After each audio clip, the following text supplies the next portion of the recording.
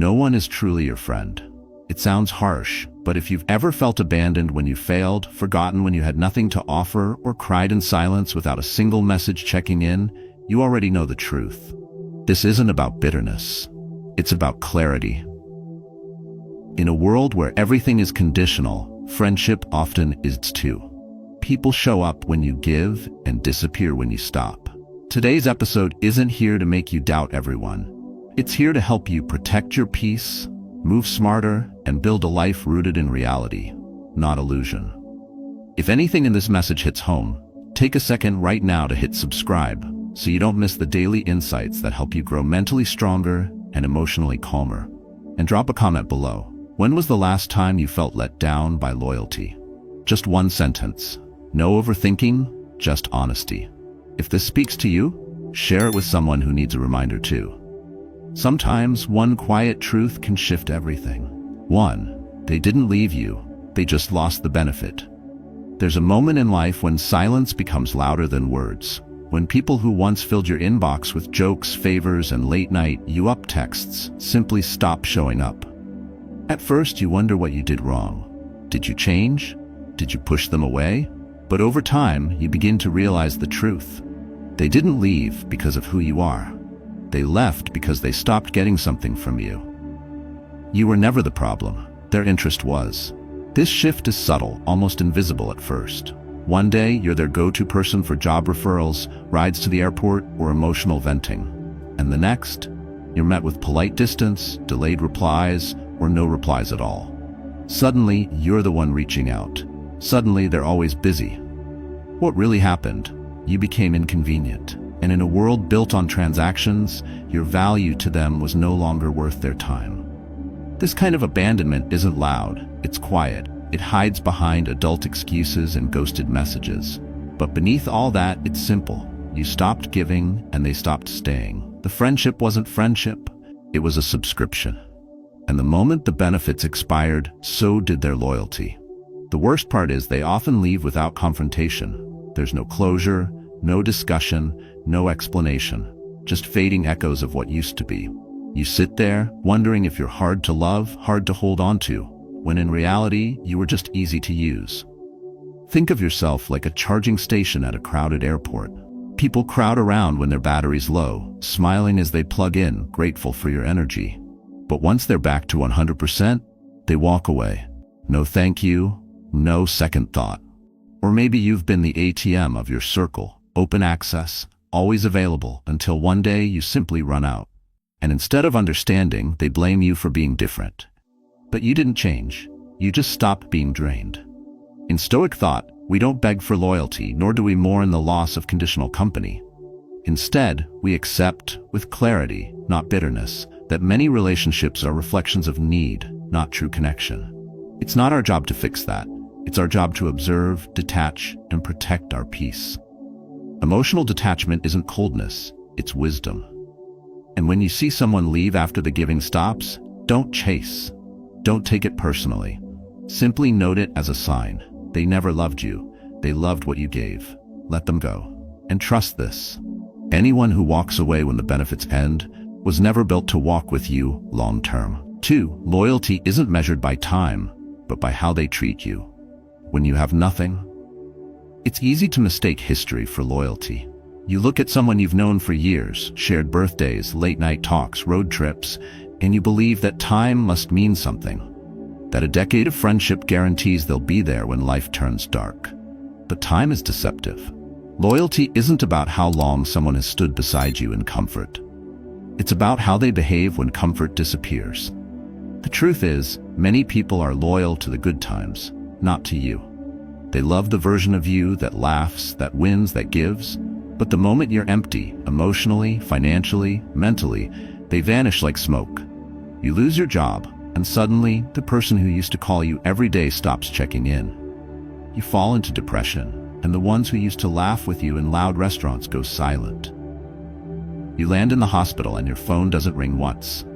This isn't a glitch in the relationship, it's the revelation of what it truly was. And when you finally realize that some people only stand beside you when the weather is good, it hurts. But it also frees you. Because real loyalty doesn't waver when you're in the storm. It shows up uninvited, with no expectation, just presence. Imagine a sun umbrella. It seems dependable, always there, shielding you from the brightness.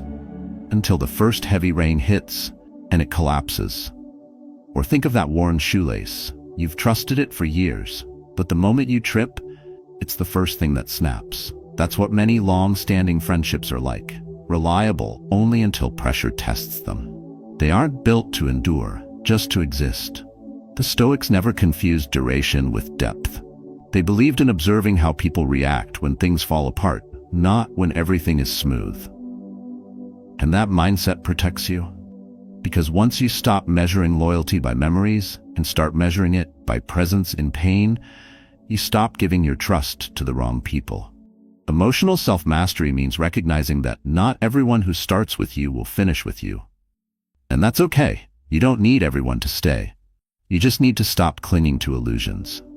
So the next time you wonder who's truly loyal, don't look at the photos, don't count the years. Ask yourself, when I had nothing, who stayed? Who called when I was silent? Who stood beside me when I had nothing left to offer but the truth of my pain? That's not just loyalty, that's rare. And it's worth more than a lifetime of shallow companionship. 3. Don't sacrifice your peace just to keep hollow relationships rude. There comes a point when you realize some connections aren't connections at all. They're obligations wrapped in nostalgia. You stay in the group chat even though every message feels forced. You laugh at the same dry jokes because you don't want to be the one who changed. You meet up out of habit, not joy. And when you leave, you feel more drained than before you arrived. This is the emotional cost of hollow relationships. Ties that once felt alive, but now just take up space in your life. You weren't born to be polite at the expense of your peace. You weren't made to shrink yourself just to fit into a space that no longer fits you. But many of us hold on because we fear the awkwardness of walking away. We fear being seen as distant, selfish, or cold. So we keep showing up, wearing a smile we no longer feel, playing a part we no longer recognize. Sometimes, the emotional weight comes not from conflict, but from silence. You keep texting out of obligation, responding to their check-ins even though each reply feels like a chore. You stay in touch with someone not because they bring value, but because they've been around for years. But time is not a reason to keep people close. If every interaction feels like pressure, if every call drains your energy, then what you're holding on to isn't friendship, it's fear. Fear of change, fear of being alone, fear of uncomfortable endings. But endings are not always bad. Some doors must close for air to return to the room. Think of that broken chair you keep in your living room, the one with sentimental value but a missing leg. Every time you sit, you're bracing for collapse. Or that old jacket in your closet, it once fit, but now it restricts you. You keep it for memory's sake, but it only takes up space. That's what stale relationships do. They restrict your emotional freedom while pretending to offer comfort. Letting go of them doesn't mean you're cold. It means you're choosing peace over pretense. In Stoic thought, inner peace is not negotiable. It's a priority. Letting go isn't weakness, it's strength, the kind that comes from clear thinking and emotional discipline. You don't have to make a scene, write a speech, or explain yourself to everyone. Quietly stepping away is enough. Because the longer you hold on to what's hollow, the longer you delay the space that real connection or real solitude needs to grow. Protect your peace, even if it means walking alone. Especially then. 4. Recognition from others doesn't prove your worth. There's a quiet danger in living for applause. It starts subtly. You do something you're proud of, you share it, you wait, but when no one notices, doubts creep in. Was it even good enough? Should you have done more? You begin to question yourself, not because you failed, but because others didn't validate your effort. This is how approval becomes a prison. You hand over your self-worth to the reactions of others, and when those reactions are silent, you shrink. But the truth is, your value never depended on their recognition. You were enough before anyone clapped. You were worthy before anyone liked, shared, or praised. It's easy to confuse visibility with value. In a world driven by likes and metrics, we've been taught that being seen equals being worthy. But some of the most meaningful growth happens in silence, behind the scenes, away from the noise. You don't see the roots when a tree grows. You don't hear the pressure in a diamond's formation. Like a powerful mountain that has stood for centuries, you don't need anyone to measure your height to know that you're standing tall. And like a beautiful melody that no one hears, its value doesn't fade just because no one was around to listen. There was likely a time when you worked harder than ever, put in late hours, gave your all, and yet no one noticed. And that stung. But what if the work still mattered, even if no one clapped? What if you're not meant to be understood by everyone, especially not in the moment of your becoming? There are chapters in your story that aren't meant for public eyes. Their silence doesn't mean you failed. It just means they weren't tuned in. You were still playing the right note. And if you live for their applause, you'll die from their neglect. The Stoics understood this deeply. They didn't chase praise or fear rejection. They focused on alignment between their actions and their values, not public perception. Because when you detach from the need for approval, you unlock a kind of freedom that can't be taken away. That freedom allows you to keep showing up, even when no one is watching, even when no one understands. It allows you to pursue what's right, not what's popular.